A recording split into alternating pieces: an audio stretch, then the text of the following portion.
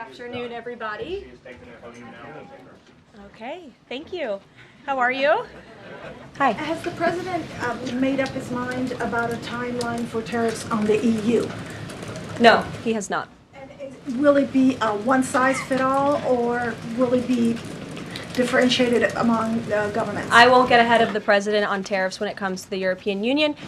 Friends at Reuters are reporting that the president has made a decision on the Canada and Mexico tariffs, but that they won't actually be implemented until March 1st. I was wondering if you could confirm that and talk through some of the president's thinking there. I saw that report and it is false. I was just with the president in the Oval Office, and I can confirm that tomorrow, the February 1st deadline that President Trump put into place at a statement several weeks ago, continues. The president will be implementing tomorrow a 25% tariffs on Mexico, 25% tariffs on Canada, and a 10% tariff on China for the illegal fentanyl that they have sourced and allowed to distribute into our country, which has killed tens of millions of Americans. These are promises made and promises kept by the president. The president yesterday said that last night he was planning to discuss whether an exemption would be made on oil imports.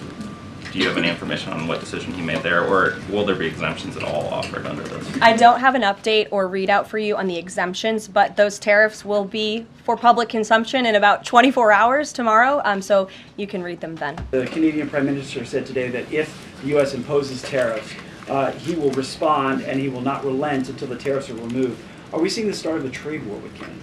I don't think so. I think the president is going to implement those tariffs tomorrow, and he will respond to Mr. Trudeau's comments in due time, I am sure. What does the administration need to see in order to avoid those tariffs? Well, the tariffs are incoming tomorrow on Canada, and the reason for that is because both Canada and Mexico have allowed an unprecedented invasion of illegal fentanyl that is killing American citizens and also illegal immigrants into our country. The amount of fentanyl that has been seized at the southern border in the last 2 years alone has the potential to kill tens of millions of Americans. And so the president is intent on doing this, and I think Justin Trudeau would be wise to talk to President Trump directly before pushing outlandish comments like that to the media. You promised Americans to try to reduce costs, and so many of the products that would be tariffed when they come into the country, the outgoing country is not paying the tariff, the buyers in the United States pay that, and then that's passed on to consumers in most instances. Sometimes. How would you expect to have prices come down if you have such a broad plan for tariffs? And what do you say to the voters who want to see you reduce everyday costs? Well, let me just tell you that I got elected for a lot of reasons. Number one was the border. Number two was inflation, because I had almost no inflation. And yet I charged hundreds of billions of dollars of tariffs to countries. And think of it, I had almost no inflation and took in $600 billion of money from other countries.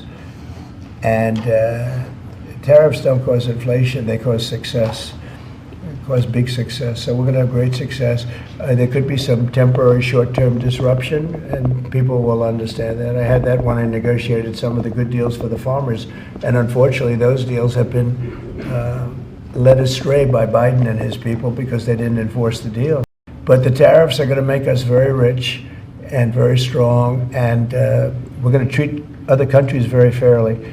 But if you think about it, other countries charge us tariffs. We don't charge them tariffs, and it's about time that that changes. Are you concerned about the market reaction around tariffs? No, no. Tariffs, the word tariff is a very misunderstood word.